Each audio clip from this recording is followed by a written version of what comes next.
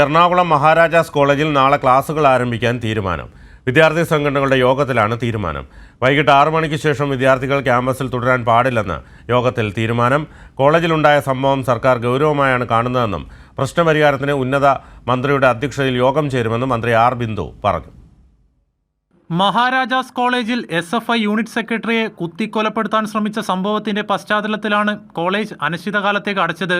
ക്ലാസുകൾ പുനരാരംഭിക്കാനാണ് വിദ്യാർത്ഥി സംഘടനകളുടെ സർവകക്ഷി യോഗം വിളിച്ചത്. സംഭവവുമായി ബന്ധപ്പെട്ട് PTA ജനറൽ ബോഡി യോഗം കഴിഞ്ഞ ദിവസം ചേർന്നിരുന്നു.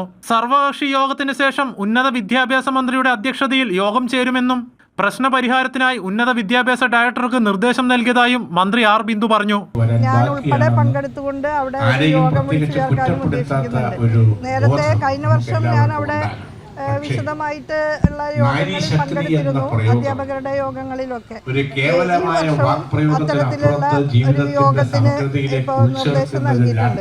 ക്യാമ്പസിലുണ്ടായ സംഭവങ്ങളുടെ പശ്ചാത്തലത്തിൽ ചില നിയന്ത്രണങ്ങളും കോളേജിൽ ഏർപ്പെടുത്തിയിട്ടുണ്ട്. വൈകിട്ട് 6 മണിക്ക് ശേഷം ആരെയും ക്യാമ്പസിൽ തുടരാൻ അനുവദിക്കില്ല.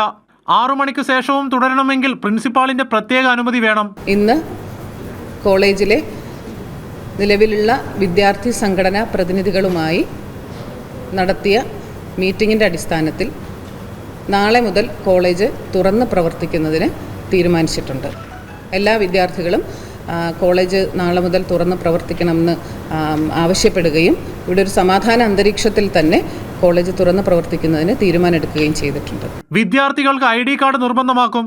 അധ്യാപകരെയും രക്ഷിതാക്കളെയും ഉൾപ്പെടുത്തി വർക്കിംഗ് ഗ്രൂപ്പ് രൂപീകരിക്കും. SFIയെ പ്രതിനിധീകരിച്ച് area vice president Srikanth, area committee അംഗം അശ്വതി, അതുൽ MS തുടങ്ങിയവർ പങ്കെടുത്തു. കൊച്ചി ACP ജയകുമാറിന്റെ നേതൃത്വത്തിലായിരുന്നു വിദ്യാർത്ഥി സംഘടന സർവകക്ഷി യോഗം ചേർന്നത്. കൈരളി ന്യൂസ്, കൊച്ചി.